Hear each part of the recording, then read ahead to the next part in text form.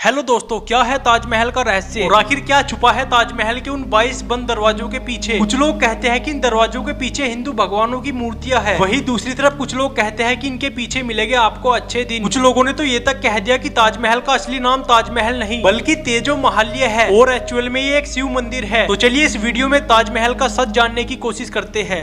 दुनिया का 7वां अजूबा, प्यार की निशानी। कहा जाता है कि इतिहास तथ्यों पर आधारित होता है, ना कि भावनाओं पर। कैसा इतिहास, कहाँ का इतिहास, कौन सा इतिहास? याचिकाकर्ता की मांग है कि ताजमहल में मौजूद 20 बंद कमरों को खोला जाए।